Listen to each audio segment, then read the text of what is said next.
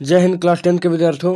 तो आप सबका एक बार फिर से स्वागत है study with Vikas Pathak YouTube channel में। तो अभी के इस वीडियो में हम लोग social most important subjective question कर रहे हैं, जो आपके अभी कुछ देर बाद यानी 9 बजे के आसपास होने वाले एग्जाम के लिए बहुत ही इंपॉर्टेंट होगा। ठीक है, तो चलिए हम डिस्कशन को स्टार्ट करते हैं। पहला क्वेश्चन आपको पूछा गया कि पशुओं में प्लेग की तरफ फैलने वाली बीमारी को क्या कहते हैं। तो पशुओं में प्लेग की तरफ फैलने वाली बीमारी को रिंडर पेस्ट कहते हैं, जिससे 1890 के दशक में हजारों में अफ्रीका के पशु मर गए, जिससे स्थानीय लोगों की आजीविका और जनसंख्या पर बहुत ही गहरा असर पड़ा था। सेकंड सवाल है कि भाप इंजन का आविष्कार किसने किया था। तो भाप इंजन का आविष्कार टॉमस न्यूकमेन 1663 से लेकर 1729 तक रहे थे, वो उसने किया था। इस इंजन का खदानों और कुओं से पानी निकालने में 50 वर्षों तक उपयोग होता रहा। और इसका ऐतिहासिक महत्व भी है, क्योंकि इसी से जेम्स वाट के आविष्कार का मार्ग खुला। फिर आगे, भारत में उपजाए जाने वाले किन्हीं 4 रोपण फसलों के नाम बताएं। तो वो है रबर, चाय, कॉफी, गन्ना, कोको, नारियल, मसाले इत्यादि। नेक्स्ट क्वेश्चन है खनिज क्या है। तो पृथ्वी की भूपट्टी में प्राकृतिक रूप से पाए जाने वाले तत्वों या यौगिक को खनिज बोला जाता है। खनिज की उत्पत्ति पृथ्वी के अंदर विभिन्न भूवैज्ञानिक प्रक्रियाओं के द्वारा होती है। सभी खनिज क्या होते हैं, निर्जीव पदार्थ से बने होते हैं। ठीक है, और चट्टानों में पाए जाते हैं। नेक्स्ट है, भारत में राजनीतिक दलों की संख्या कितनी है। तो 15 अप्रैल 2019 की तारीख में चुनाव आयोग की वेबसाइट पर राष्ट्रीय दलों की संख्या 7, राज्य स्तर दलों की संख्या 35 और गैर मान्यता प्राप्त पंजीकृत दलों की संख्या 2044 दर्ज की थी।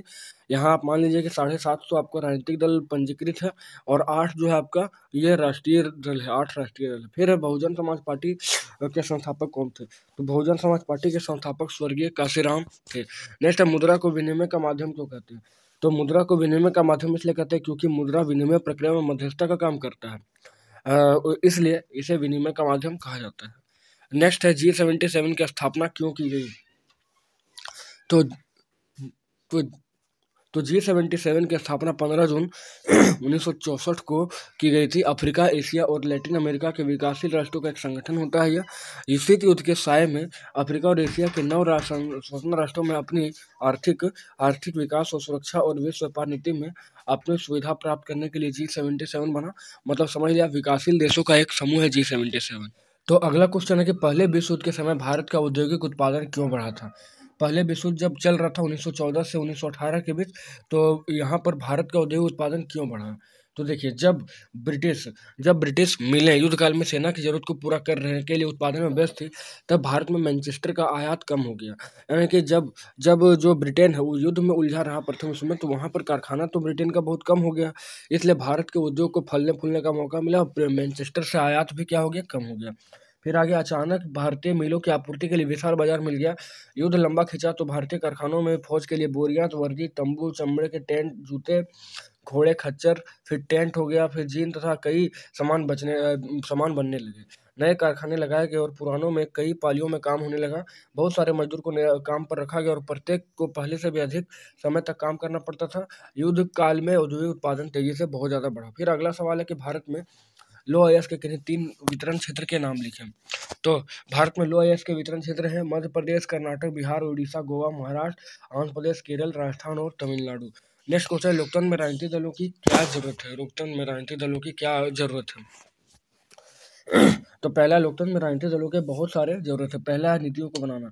तो बिना राजनीतिक दलों के लोकतंत्र के बारे में कल्पना ही नहीं कर सकता। अगर राजनीतिक दल ना हो तो सारे उम्मीदवार स्वतंत्र या निर्दलीय करना होंगे, और तब इनमें से कोई भी बड़े नीतिगत बदलाव के बारे में लोगों को से चुनावी वायदे करने की स्थिति में नहीं होगा।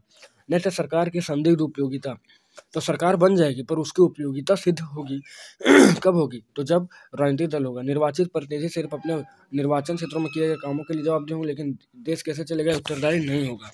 आगे है, प्रतिनिधि पर आधारित लोकतंत्र। यानी कि राजनीतिक दलों का उदय प्रतिनिधित्व पर आधारित लोकतांत्रिक व्यवस्था के उभार से जुड़ा है।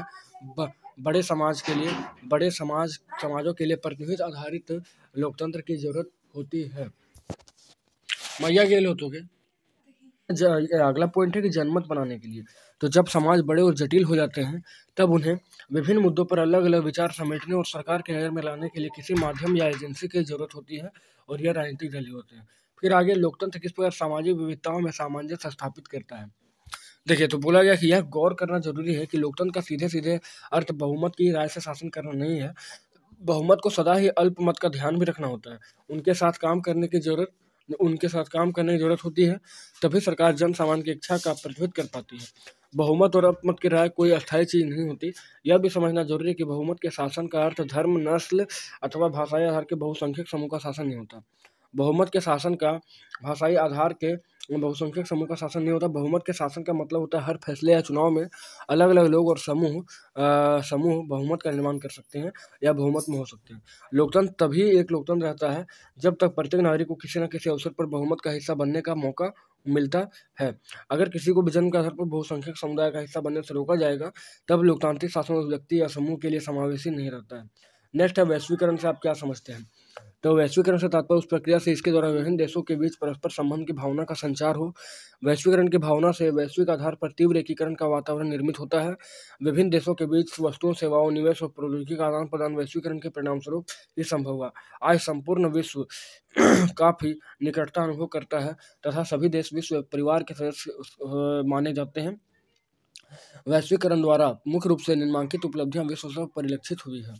पहला कि बहुराष्ट्रीय कंपनियों का विकास, प्रौद्योगिकी का विकास, संचार और परिवहन के साधनों का विकास। नेक्स्ट है बहुराष्ट्रीय कंपनियां किन्हें कहा जाता है? तो एक बहुराष्ट्रीय कंपनी वह है जो एक से अधिक देशों में उत्पादन पर नियंत्रण अथवा स्वामित्व रखती है। उदाहरण के लिए पेप्सी, सैमसंग, ओनिडा, ग्लेक्सो, पांसस, एलजी। मतलब कि एक से अधिक देशों में व्यापार पर नियंत्रण करने वाली कंपनी जो होती है उसे बहुराष्ट्रीय कंपनी कहा जाता है। कंपनियां की प्रक्रियाओं अनेक देशों में फैली हुई है। उसकी मूल कंपनी एक देश में स्थित होती है तथा सहायक कंपनियां विश्व के अनेक देशों में फैली होती है। उदाहरण के लिए आईटीटी, ठीक है, उद्योग उपकरण बनाने वाली एक बड़ी बहुराष्ट्रीय कंपनी संयुक्त राज्य अमेरिका के अनुसंधान केंद्र में अपने उत्पादों का डिजाइन तैयार करती है। उसके पुर्जे चीन में विनिर्मित होते हैं, फिर जहाज में लाद कर मैक्सिको और पूर्वी यूरोप ले जाया जाता है और तैयार उत्पाद को विश्व भर में बेचा जाता है। इसका बीच कंपनी की ग्राहक सेवा का भारत में स्थित कॉल सेंटरों के माध्यम से संचालन किया जाता है। मतलब आप देख रहे कई जगह पर कंप्लीट किया गया। फिर आगे है कॉर्न लॉ, ठीक है। अब दीर्घ उत्तरीय प्रश्न है कि कॉर्न लॉ समाप्त करने के बारे में ब्रिटिश सरकार के फैसले के प्रभाव की व्याख्या करें। देखिए, ब्रिटिश पार्लियामेंट ने 19वीं शताब्दी में जो कानून अपने भूस्वामियों के लिए हितों की रक्षा के लिए पास किए, उन्हें क्या कहते हैं? कॉर्न लॉ कहते हैं। इस कानून के द्वारा विदेशों से खाद्य पदार्थ के आयात पर क्या हुआ? पाबंदी लगा दिया गया। इस पाबंदी के परिणाम स्वरूप जब ब्रिटेन में खाद्य पदार्थ के मूल्य बढ़ने लगे तो लोगों में हाहाकार मच गई और विवश होकर सरकार को ये कानून क्या करने पड़े? हटाने पड़े। इस कानून के हटाने से बहुत सारे प्रभाव पड़े। पहला क्या हुआ कि खाद्य सामग्री सस्ती हुई, जिससे साधारण और गरीब जनता को खूब लाभ रहा। जब बाहर से खाद्य पदार्थ सस्ते दाम में इंग्लैंड आने लगे तो वहाँ के भूस्वामी क्या हुए? बर्बाद हो गए। बहुत सी भूमि उजर हो गई और खेती करने वाले बहुत से किसान बेरोजगार हो गए। नेक्स्ट है कि ऐसे बहुत से ग्रामीण लोग नौकरी की तलाश में शहर की ओर भागने लगे, जिससे शहरों की हालत भी क्या हो गई? खराब हो गई और शहरों में पॉल्यूशन फैल गया। आगे राजनीतिक दल को सुधार कैसे कर सकते हैं, यानी राजनीतिक दल अपना काम बेहतर ढंग से करे, इसके लिए हम लोग क्या उपाय कर सकते हैं? तो देखिए, लोकतंत्र में कामकाज के लिए राजनीतिक पार्टियां बहुत ही महत्वपूर्ण है, क्योंकि दल ही लोकतंत्र का सबसे ज्यादा प्रकट रूप है। इसलिए यह स्वाभाविक है कि लोकतंत्र के कामकाज की गड़बड़ियों के लिए लोग राजनीतिक दल को ही दोषी ठहराते हैं। अतः चुनौतियों का सामना करने के लिए दलों को सुधारने के लिए कुछ सुझाव निम्नलिखित है। पहला कि विधायकों और सांसदों को दल बदल करने से रोकने के लिए संविधान में संशोधन किया गया नए कानून के अनुसार अपना दल बदलने और संसद या विधायक को अपनी सीट भी गंवानी होगी, उन्हें इसे मानना होता है। नेक्स्ट है उच्चतम न्यायालय ने पैसे और अपराधियों का प्रभाव कम करने के लिए यह आदेश जारी किया कि चुनाव लड़ने वाले हर उम्मीदवार को अपनी संपत्ति का और अपने खिलाफ चल रहे आपराधिक मामलों का ब्यौरा एक शपथ पत्र के माध्यम से देना होता है। आगे है चुनाव आयोग ने एक आदेश के जरिए सभी दलों के लिए संगठित चुनाव करना और आयात का रिटर्न भरना जरूरी कर दिया गया है। राजनीतिक दल एक निश्चित अनुपात में महिलाओं को एक टिकट देना चाहिए, यानी कि 1/3 दल के प्रमुख पदों पर भी औरत के आरक्षण की व्यवस्था की जाए। इनके अलावा राजनीतिक दलों पर लोगों का दबाव बनाकर जैसे आंदोलन और मीडिया आदि के द्वारा भी संभव हो सकता है। इस प्रकार लोकतंत्र मजबूत हो सकता है। ठीक है, इस प्रकार हम लोग कह सकते हैं कि राजनीतिक दल को हम लोग सुधार सकते हैं। नेक्स्ट है ऋण के औपचारिक और अनौपचारिक स्रोत के अंतर को स्पष्ट करें। तो पहला औपचारिक स्रोत, तो ये सरकार द्वारा क्या होते हैं? पंजीकृत होते हैं, जैसे बैंक और सहकारी समिति। इनका ब्याज दर निश्चित होता है, इनसे ऋण लेने पर शोषण नहीं होता। इसकी निगरानी आरबीआई करती है और इसका उद्देश्य सामाजिक कल्याण के लिए ऋण प्रदान करना होता है। फिर अनौपचारिक स्रोत में क्या है? तो ये सरकार द्वारा पंजीकृत नहीं होते, जैसे साहूकार, व्यापारी, रिश्तेदार इत्यादि। इनका ब्याज दर निश्चित नहीं होता है, इनके माइंड पे डिपेंड करता है। आगे है इन स्रोतों से ऋण लेने पर शोषण भी होता है। इन स्रोतों से हाँ, थोड़ा कह सकते हैं कि अनौपचारिक स्रोत जो इससे ऋण लेना थोड़ा आसान है औपचारिक स्रोत के मुकाबले में। नेक्स्ट है इनकी निगरानी आरबीआई नहीं करती, इसका उद्देश्य केवल लाभ कमाना होता है। अगला सवाल यहाँ पर है कि भारत में चाय की खेती कहाँ की जाती है, इसकी आवश्यक भौगोलिक परिस्थिति का वर्णन करें। तो पहला तापमान, ठीक है, तो पहला तापमान है। तो चाय का पौधा उष्ण और उपोष्ण कटिबंधीय जलवायु में भली भांति उगाया जा सकता है। चाय की झाड़ियों को उगाने के लिए वर्ष भर उष्ण, नम और पाला रहित जलवायु की आवश्यकता होती है। चाय की झाड़ियों को 25 सेंटीमीटर की अधिक तापमान की आवश्यकता होती है। नेक्स्ट है वर्षा का अगर बात किया जाए तो 150 से 250 सेंटीमीटर के बीच भारी वर्षा चाहिए। मृदा का बात किया जाए तो इस पौधों को हल्की दुम्मट मृदा की जरूरत होती है। मृदा ह्यूमस का लो मात्रा में संपूर्ण होनी चाहिए। चाय मृदा की उर्वरता समाप्त कर देती है, इसलिए रासायनिक उर्वरकों और खाद की आवश्यकता होती है। क्षेत्र का बात किया जाए, उत्पादक क्षेत्र का, तो प्रमुख चाय उत्पादक राज्य हैं असम, पश्चिम बंगाल में दार्जिलिंग की पहाड़ियाँ, जलपाईगुड़ी जिले में, फिर तमिलनाडु और केरल। इसके अतिरिक्त हिमाचल प्रदेश, उत्तराखंड, मेघालय, आंध्र प्रदेश, त्रिपुरा में भी चाय उत्पादन होता है। अब यहाँ पर हम लोग को क्या करना है, तो मानचित्र को पढ़कर नेवेली, कोयला खान, झरिया, रानीगंज, डिगबोई और मुंबई सिंगरेनी को दिखाना है। तो देखिए आप यहाँ पर एक एक में आपका क्या हो जाएगा, नेवेली कोयला खान यहाँ पे, ठीक है, नेवेली कोयला खान हो जाएगा। फिर झरिया रानीगंज यहाँ आपका हो जाएगा झरिया रानीगंज, यहाँ पर आपका झरिया रानीगंज हो गया। नेक्स्ट है डिगबोई, तो डिगबोई आपको कहाँ मिलेगा, यहाँ पे। उसके बाद आपका है मुंबई हाई, तो मुंबई हाई दोस्तों यहाँ पे मिल जाएगा आपको। और लास्ट में मिल गया है यहाँ पे आपको क्या, सिंगरेनी, तो सिंगरेनी आपका मध्य प्रदेश में, ये छत्तीसगढ़ में, ठीक है, सॉरी आंध्र प्रदेश में सिंगरेनी, तो आपको यहाँ मिल गया सिंगरेनी। तो इस प्रकार हम लोग कुछ इंपॉर्टेंट सब्जेक्टिव सवाल किया है, इससे जरूर कुछ ना कुछ क्वेश्चन बनने के आपके चांसेस हैं।